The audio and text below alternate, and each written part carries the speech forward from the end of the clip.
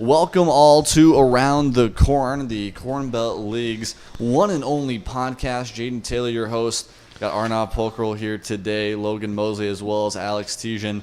And, it's been an interesting first week, guys, and we've seen 2 days of games so far. 2 games rained out, but it's definitely been a fun, interesting week, and we got more games the rest of this week here tonight. 2 games here at Seymour Smith, and we got more games on the weekend. I mean, you want to talk about Nebraska weather? It looked like it was snowing yesterday with the hail coming down on the field. I mean, you saw I'm sure there were pictures on the internet of how bad the fields looked at the time, but right now the fields look good, in good condition for the games tonight. So we will be taking a look tonight. We got some good games here. The first one coming up here today at 4. We got the Bombers taking on the Red Raiders. Not the greatest start to the season for the Bombers. We'll talk about that a little bit later here on the show, but the weather looks great for tonight. Big change from yesterday. We'll see how the games play out today. Yeah, I mean, building on to the rain, the hail, that entire storm, I don't think anyone was expecting that at all. Like, saw in the forecast, chance of rain, not hail in the middle of June. And, we still don't know when that game is going to get rescheduled, the one that got rained out. We should know soon. And then I've also heard some other things that some more games might get moved around due to 14 under league coming into Omaha, playing here at J.J. Isaacson Field. So, just some minor changes into the schedule, but I don't think anything too big. I think it's been a very fun first few games for everybody, all the teams. Of course, the Bombers, as Arnav and Logan said, off to a shaky start, and we'll just have to see how they go, and then we'll talk about them more here within the next couple of minutes. But again, as you said, the hailstorm brought major. Holy cow! Let's just go with that. Definitely an interesting one with all the hail, the storm, we said everything that we saw, especially here at Seymour Smith. Definitely a different look out at Iowa Western and Council Bluffs. But like you mentioned, I mean, the hail was crazy. I mean, you mentioned Nebraska weather, really Midwest weather that we've seen these last couple of years is just incredible. So it was definitely an interesting one here. We were both here for that one, Arnav, and man, it was just a lot to put together. We talk more about the Bombers. Pitching has been the biggest struggle. 16 free bases in their first 2 games, both their first 2 games being losses. However, I think the one guy that we thought that was very strong, although did allow 1 earned run, a guy that we thought was pretty consistent. In the last game we saw him, Adam Eggert. Yeah, I mean, really the only consistent pitcher the Bombers have right now is Eggert. Yesterday we saw Brendan Pike get the start against the Crop Dusters. He only went 1 1/3, gave up 5 earned runs, 2 walks, and then hit a few batters as well. Pretty shaky start for Brendan Pike. Through 2 games, the Bombers have given up 17 runs. They gave up 12 in their first game, and that 12-3 loss, and then 7 yesterday. So really the key for the Bombers now is just getting the pitchers calm. Adam Eggert's really been dealing. He was doing a great job yesterday holding the hits down, leaving base runners stranded. And Brendan Pike got bailed out in the second inning with a triple play. Sorry, the first inning with a triple play that helped him out there. Otherwise, I mean, it was bases loaded. He could have given up 4 or 5 innings in that first run. Sorry, 4 or 5 runs in that first inning. And so he got bailed out by the Bombers defense. Defensively, the Bombers have been playing pretty well. I believe 1 error on the season, 1 or 2 errors on the season. So fielding-wise, the Bombers have been doing extremely well. But where it comes down to is the pitching, just giving up too many hits, too many extra base hits. That's really got to change here for the Bombers in the upcoming games if they want to make a run at the championship. Yeah, I think for them, we talked about it, pitching is going to be the biggest thing really in this league overall. How deep can your pitching staffs go in this league? We saw a really big piece from a couple big starters for the Crop Dusters. They worked 2 different guys in their game up against the Bombers.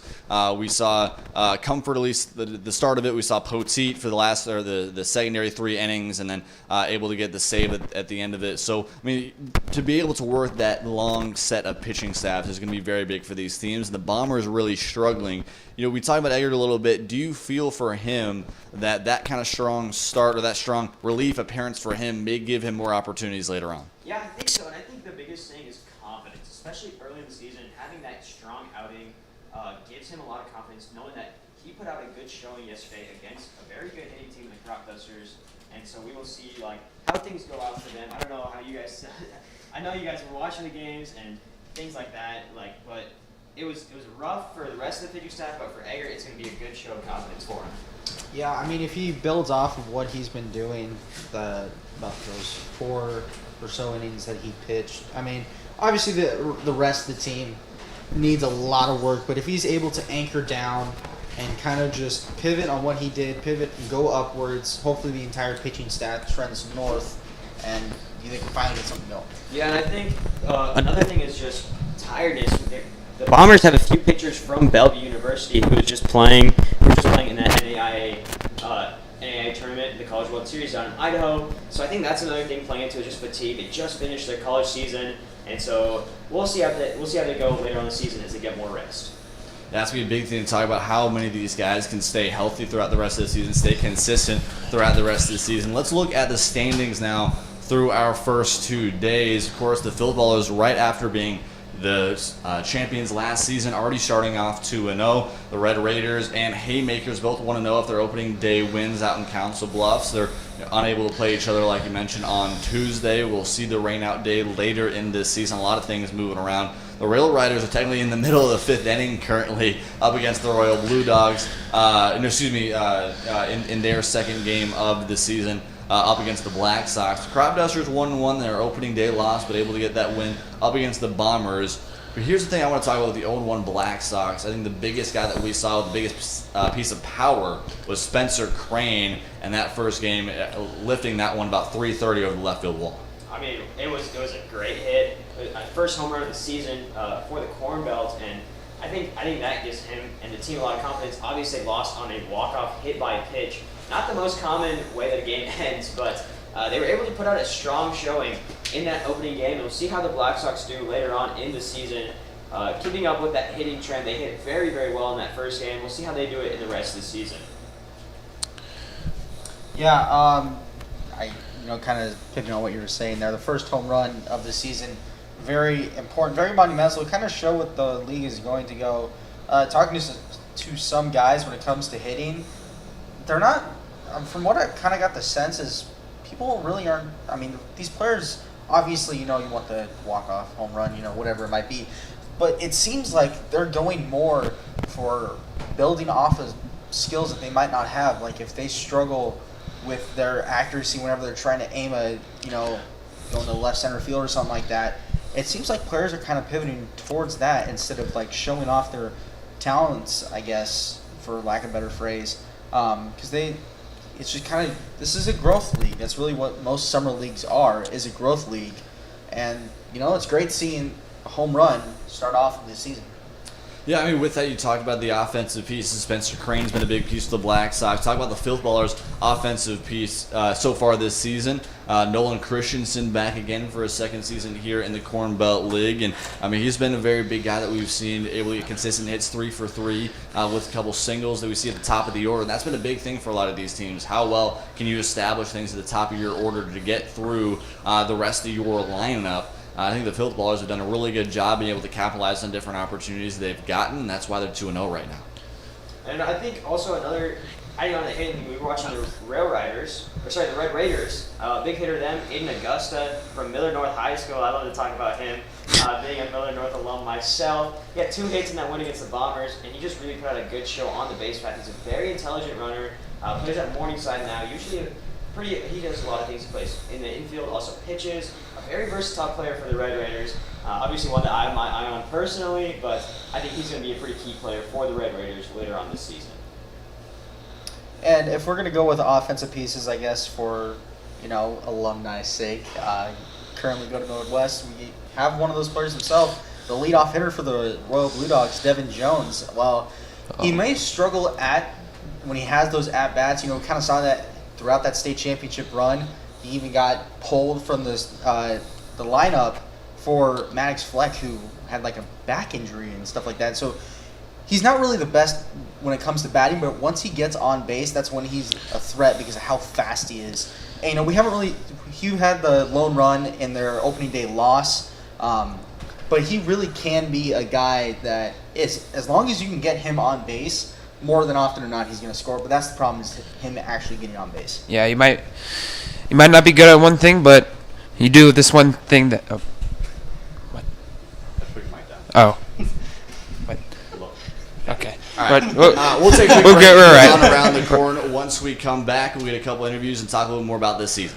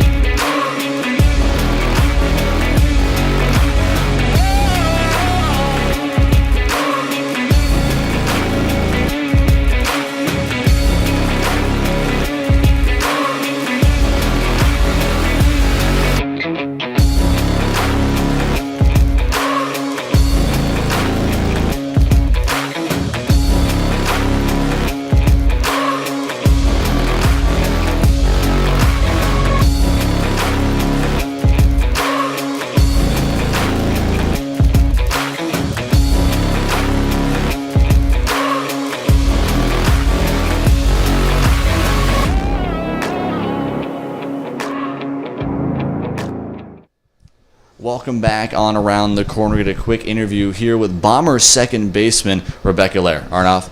Yeah, so I'm here with Rebecca Lair. First few games of the season, 2 tough losses for the Bombers. Got a good game today here. What are your thoughts on those first 2 games for the Bombers?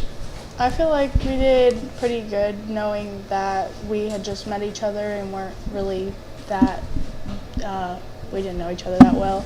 So, I mean, there's a few things we can obviously work on, like getting people off bases while we're hitting. And so, yeah, just basically getting more meshed as a team. That's about it. Yeah, and kind of talking about team chemistry, obviously the coach was in Idaho for most of the preseason things that you guys did. What's it been like to finally get to meet him and kind of go through those practices with him? He's a really good coach. I really appreciate. He's been getting in extra work with me for hitting and everything, and then I feel like he's a really good coach. Like, he helps us all out really, really well. Perfect. And talking about where you came from, you're from North Carolina. Now you're playing at Dawson Community College. How'd you end up in Omaha playing in this league? My grandma actually lives here, so I was looking for something around there so I could come stay with her for the summer, and yeah, just found Corn Belt League. What kind of got you interested in like playing the summer collegiate ball? Was it like something that your college coach pushed you to do, or was it just like, this is a fun opportunity for me? Kind of like that. Yeah, he would rather that we played summer league, but I would rather play too, so that I stay in it and get more practice and reps while through summer. And kind of talking about Omaha as a city, what's your favorite part about Omaha? Obviously, you've been everywhere. You've been Montana, North Carolina. What's been your favorite part about Omaha the little time that you've been here so far?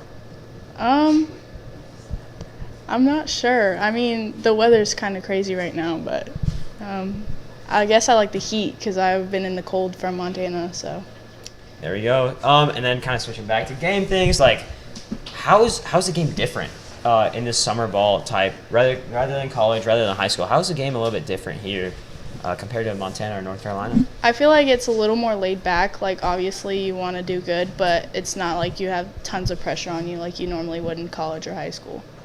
And then like high school, have you always just played second base? Has that been your thing? Like, what are your goals here in this league as a second baseman? I'd like to work on my transition from second base when I'm turning double plays. That's mainly what I need to work on. And yeah, it's always been my position. I've always liked second base. Perfect. Any more questions, JT? Yeah, I think for you, I think one of the biggest things is seeing female athletes in baseball is a growing trend, and I think it's really good to see here in this league. What's it really been like for you to kind of deal with some of those transitions that can be being a female in baseball? I've definitely heard it all. Like, I'll go to different places and they say different things. Like, why aren't you playing softball? I always get asked that. I mean, that's a common question, which, I mean, I can see where it comes from, but I just love baseball and the sport, so. So what really brought you into baseball over anything else? Like, what really brought you to this game? I quit softball when I was 10 because I felt that baseball was more competitive, and I also grew up watching Major League Baseball, and I wanted to do that someday. Cool. All right, thank you so much. Thank you. All right, so that'll be it here for this segment here on Around the Corner. Once we come back, we'll talk with Red Raiders pitcher Josh Austin.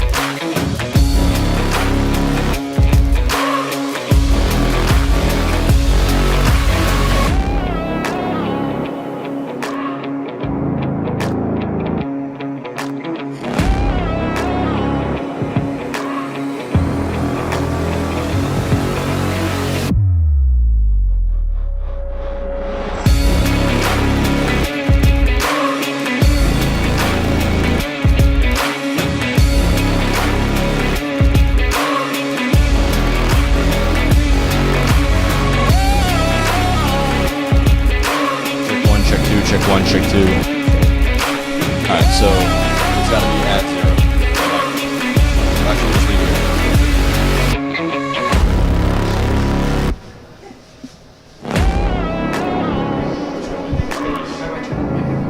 I don't want to be it's in the preview.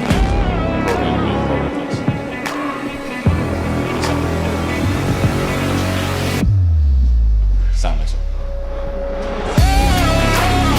All you need to do is put what is in preview for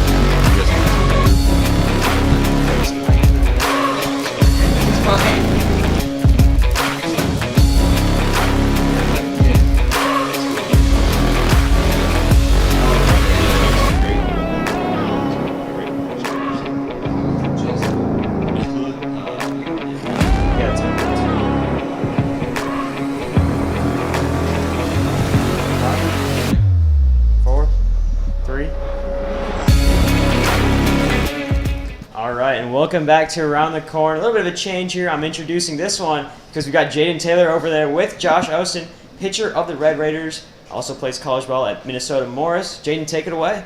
All right, Josh. A really, really good opening day for you to really be kind of the number one for this Red Raiders team. 6 innings pitched, 4 strikeouts, only 1 walk in that one. I mean, how comfortable did you feel coming on that field opening day and knowing that you're the guy for this team so far? Well, honestly, it was just a blast to just go out there and throw. I mean, but for me, it was kind of weird because I hadn't started a game since my Legion senior summer. Because this year at Morris, I was a reliever primarily out of the bullpen. So it was kind of different just to how to prepare, but I was able to get the job done. So being from Elkhorn, is it easier to be able to come here and play, somewhat in front of your hometown to an extent? Oh yeah, this was definitely something that I wanted to do, was come and play at home, just so I could be home and to be able to work and hang out with my friends that I still have from high school and just be here in town. I love the city, so it's just awesome. What is your hope to be able to work here for the Corn Belt League? I know there's a lot of different motivations to be able to be in any kind of summer league. I think the biggest one is just to get better as a player. Any specific things you're looking to work on? Mainly developing my pitches and just throwing harder is the biggest thing. Is just, and being in town here, I know good strength guys, so I've been working out there and just developing my pitches to be more consistent and have better feel with them. So I think one of the biggest things in any college ball, really, where you're playing summer ball, where you're playing at the NCAA or NAIA level, is just being able to have those team chemistry, because you're having so many guys from so many different places trying to mix so quickly. Really, you've had about a week time to know these guys if you haven't known them already. What's it been like trying to bring in that team chemistry with the Red Raiders? I think we've done a really good job so far. Everybody's getting along really well. We got our Snapchat group chat so we can communicate. We're all getting together to go hit. I don't go hit, but everybody else goes and hits, and so it's been really good to just kind of get to know the guys and just gel in the dugout and everything like that. So even though you talk about not being able to hit, or the at least hoping not to hit at this level, I mean, pitchers who rake are one of the biggest things, at least one of the most fun things personally for me playing baseball. I'm a PO myself. Yeah. I don't hit. Yeah. I don't hit well. I feel your pain. I feel your pain there. Do we get any kind of opportunity for a pitcher who rakes moment kind of opportunity here in the Corn Belt League summer? I mean, we'll see what Coach Wilson's got for me, but if I do go up to the plate to hit, I'm taking hacks only. So, yeah. All right. So for you, I think one of the biggest things is really how long can we have these pitching staffs go throughout the rest of the season, right? I mean, it's a 2-month-long season. You're really getting one opportunity once every 5 to 6 days. What is the recovery process like for you to make sure that your arm is healthy throughout the rest of the season? I think it's just really pitchers know their limits. Like you know your arm, you know your body, and you know how to take care of it. So it's just kind of like I'm doing all my recovery stuff every single day with my foam rolling and all that, and stretching out, and it's just knowing your body and knowing how far you can go and then pushing that. All right, so what for you, what was the biggest? Was being home the biggest reason that you came here to the Corn Belt League, or there's loads of different options for collegiate leagues. What helped you come here rather than anywhere else? I think it was definitely being home and just the opportunity to be able to play at some fields that I'd played at, like in high school and stuff like that, and just be close to my family. It's probably the biggest thing. Yeah. You mentioned the difference between being a starter and a reliever. What are some specifics of how you prepare for whether you're starting a game, whether you're coming in relief? What are some differences between the two? Well, starting can be a little easier sometimes because you know that you're throwing, so you have more time to kind of prepare, and you get like that extra hour or two to really get dialed in, whereas relieving, you're kind of sitting there waiting, and then you get the call, and then you're going and you're gearing up really fast. So I think it's kind of good to be able to do both, because I think that would show like versatility. But yeah. So I think kind of with that, I mean, as a pitcher, the mental game is just such a huge thing, at least for me myself. Coming in as a reliever, you kind of have to be that different kind of look from whatever your starting pitcher is, kind of the opposite way as a starting pitcher. What is your mentality going in there as a reliever, knowing, do I want to throw junk first, or do you want to still attack fastball early? My mentality is just attack always, whether it's a fastball or off speed or whatever. Just always go get that first pitch strike, and just leave your hitters off balance. Just attack, because it's you versus me, and I'm better, and that's always my mentality when I go up to the mound. So. All right, cool. Thank you so much. Yeah. All right, cool. We'll take a quick break here on Around the Corner. Once we come back, we'll wrap some things up. We'll talk about tonight's Newsham, Nebraska game here at Seymour Smith, and the rest of this weekend. We'll be back Sunday for more games here on the Corn Belt League Network.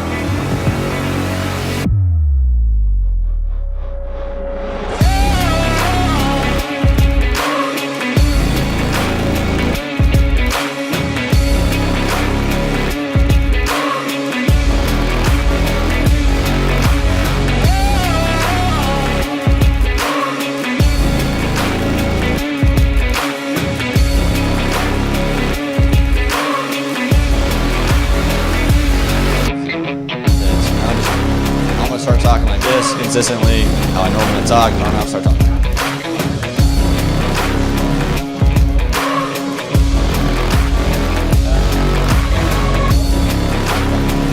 can't hear me at all? Oh, okay. Hello. My name is Arnav Pohkrel. I'm a reporter for the Bombers, and I will be doing some talking today at the Around the Corn podcast.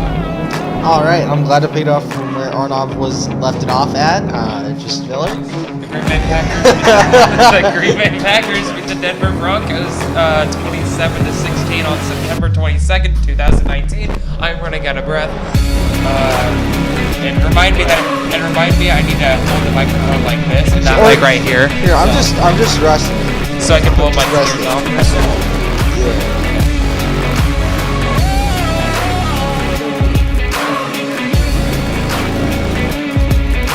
Because that volume button thing is oh no, it's the noise from that.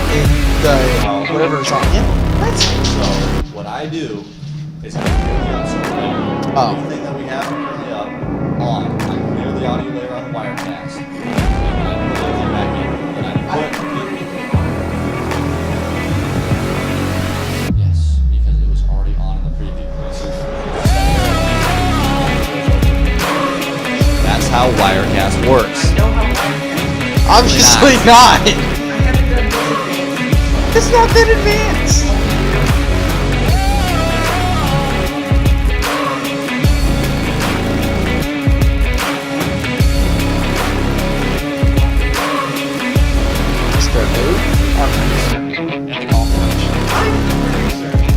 Obviously not.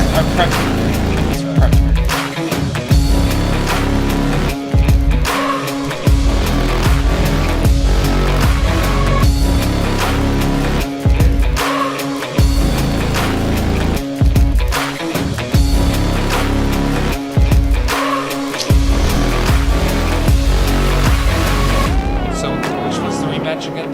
The Bombers and Yeah, we're talking about real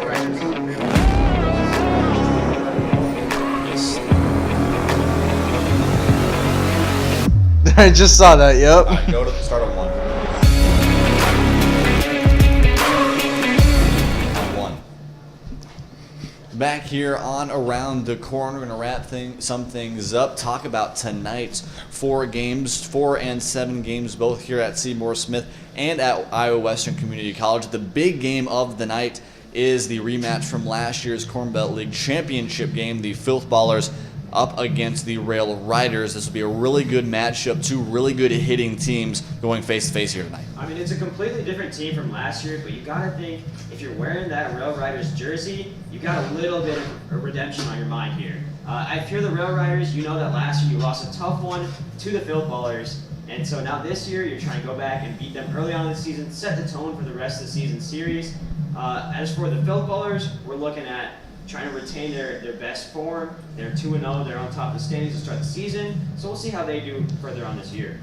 Yeah, I think this is going to be a big momentum game for both teams. Filth Ballers, they had a really good win, or not a good win over the Blue Dogs, 5-2. And then also, like you were saying with the Rail Riders, it's a completely different team. Filth Ballers, one of those teams that have more of those players coming back, which obviously means a lot in a league like this. But I think the Filth Ballers have a good chance to, start off the season 3-0. I can agree with that. We actually have, the Filth Ballers they're doing pretty good, and they stay on the right path of just being victorious and what's going on the rest of the way. One of the biggest storylines that we're going to talk, at least Newcastle, Nebraska will be talking tonight in the nightcap here at Seymour Smith, is going to be Nolan Christensen. Christensen played for the Rail Riders last season. This year he's flipped over to the Filth Ballers, so maybe some revenge going back and forth. Again, a lot of new guys this season, so not as many consistent faces that we saw from last year, but Christensen going to be one of them. He was the center fielder in that championship game last season for the Rail Riders, now on the opposite side here in our nightcap here today. But I think for the coaching staffs, do you feel that this year for those two groups is kind of back and forth from last year? I know it's definitely a different vibe to be able to look for a lot of these guys. Do you think there's going to be any kind of pressure between the two coaching staffs for this one? I think this early into the season, it's more of setting the tone and knowing that you can beat this team. I think that there's no pressure really, especially this early in the season. You know that there's games that you can make up and still get yourself a higher seed. But as for pressure, I don't think there's much pressure on the coaches. I think it's just go out, just play like it's another game. Obviously, there's a little bit of history behind it. Just play like it's another game and win this one and on to the next one. I don't think there's much pressure. Yeah, I agree. I agree with Arnav saying, but also momentum is one heck of a drug. I mean, that if you get enough momentum on your side, you can easily plow through the rest of the competition. And obviously, you want to save the momentum until the very end, get that ball rolling. But also, if you use that momentum right now, you're starting off the season great. I think that is if you continue that momentum, starting off the season strong, and you just finish it off for whatever 2 months, or I guess a month and 3 weeks. If you can finish that off, you'll be sitting pretty. I think, going back to what both of you have been saying, I think with the momentum, I think it's, still in the game. You're still beginning of the season. I think you're still going things smooth with playing, but you do have to remind yourself there's a huge history between both of these games. So I'm excited for this matchup. Yeah, I think that would be one to talk about as well. Another big thing, Arnav, I want to talk to you a little about just how can the Bombers figure a way to adjust and get back on the winning column after 2 losses in their first 2 games of the season. They've used 6 pitchers so far here in just 2 games alone, and for a lot of staffs that have very limited pitching, that's going to be very big problems, especially going throughout the rest of this season. What has to change for the Bombers for them to not have a really, really long and tiring summer? I think the biggest thing is free base runners. I mean, you cannot hit players, you cannot walk them, especially early in the game because you're just giving up free runs at that point. We saw it yesterday. They gave up 3 in the first inning because of those free hits, free walks, I should say. But today, I believe we're seeing Derek Erickson. He's a rising senior out of Malcolm High School in Nebraska, a pretty small school out in central western Nebraska. So we will see him. His pitch arsenal is one to laugh at. It's really good. He throws fastball, slurve, knuckleball, change, and then slider. He's got a lot of pitches. He throws them all very, very well. And he's one of the few current high schoolers that we're seeing in this league. Obviously, you see more of the college players, the graduated players who graduated in 2022. But he's one of those that is still in high school. And so he's looking to grow his game, especially going into his senior year, try and get that college recognition, playing against a lot tougher competition. I think the biggest thing for him is keeping his head cool, playing a good hitting Red Raiders team. I think he's keeping his head cool, throwing the pitches that he knows how to throw well. Yeah, we talked about there's been a couple school guys in this league. We talked about Devin Jones. We talked about a couple of these different guys. We see a couple guys from Elkhorn North. I think one other guy from out in western Nebraska as well. That kind of talent gap a little bit can be sometimes alarming for some guys. Do you feel that this first week can help those guys get those jitters out from them playing against really a lot of college competition? See, I think the thing is with Erickson, he knows he's good enough to play in college, and he knows he has the talent. I was talking with him earlier. He knows that it's going to be hard. It's going to be a lot harder than high school ball, but he knows that with the pitches he can throw, he knows that he can hit the spots he needs to hit against a good hitting Red Raiders team. The biggest thing for him is making sure that he doesn't lose his confidence if he gives up an early run. With the past Bombers pitchers we've seen in the past 2 games, giving up those early runs has shot their confidence and made Coach Austin make an early call to the bullpen. Today it's got to be, if you give up an early run, you got to come back and fire harder, come back and hit those pitches, locate those pitches better, especially against Red Raiders. They're pretty good at capitalizing on those base runners, so we'll see how they do today. So I think another thing I haven't talked about as much that I guess I kind of wanted to talk about more is that kind of small ball ideal. You're using wood bats, which is a lot different than the high school and college level for a majority of guys that have used throughout these past 3 or 4 years. That's going to be a different setting up for the ball game, right? We saw it really Tuesday in the Rail Riders game up against the Royal Blue Dogs. That back and forth. The Crop Duster game against the Bombers. We saw a lot of that back and forth of how can the small ball help them. Small bunts down the line, being able to get a couple runs in. We saw that opening day against the Black Sox with a couple errors behind home plate by Sid DeMayo that really cost some runs for the Black Sox and helped a costly, which ended up being a loss for them later on in that one. How big do you feel the small ball game is going to be, especially here in this league where it's all wood bat? You have not seen a ton of extra base hits. Yeah, I think the biggest thing is fielding. You talked about it, errors behind the plate, errors in the infield. Those are really the biggest parts of the game. If you can hit the ball hard enough to where errors happen, I think that'll be a great thing. as to where the balls are hit and how the errors happen. And then things like that, I mean, are huge. But as for the wooden bats, I think it's not that big of a change. I think the things are, like, you just gotta hit the ball well and swing the ball like you know how to swing. It's not much different. Obviously, the ball's not gonna travel as far. So the biggest thing is not giving up errors and intelligent base running. Yeah, sorry. Kind of building off what you were saying there with the wooden bats and stuff, it's definitely a different feel. Like, it doesn't matter if you've played baseball your entire life or for, 2 months. It's just a different feel because it doesn't matter if it's a smoothed out, if it's kind of a rougher bat. It's just all your personal preference when it comes to hitting that ball. And it definitely messes with your trajectory just in the slightest bit because you're so used to hearing that clink from a metal bat.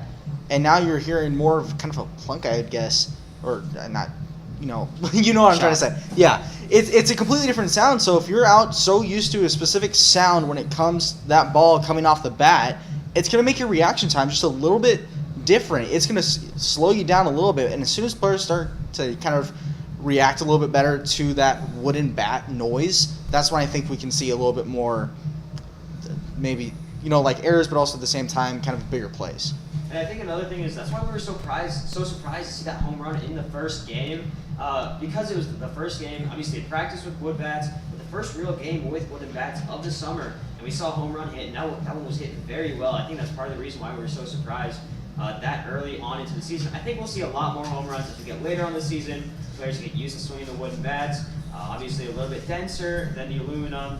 Ball travels a little bit slower, but once the launch angles and everything get figured out, I think we'll see a lot more offense in this league. Got a lot to look forward to here in the Corn Belt League. We'll be back Sunday for the Royal Blue Dogs as well as the Crop Dusters and their nightcap, the 8 p.m. game here at Seymour Smith. The Black Sox as well as the Haymakers. This will wrap up Around the Corn here on Thursday. We'll be back next Wednesday at 5 p.m. to get you more of Around the Corn Belt League. We'll get our pitcher of the week to start off this season, our hitter of the week for the first week of this season, and so much more here on Around the Corn. Thank you guys so much. We'll be back Sunday.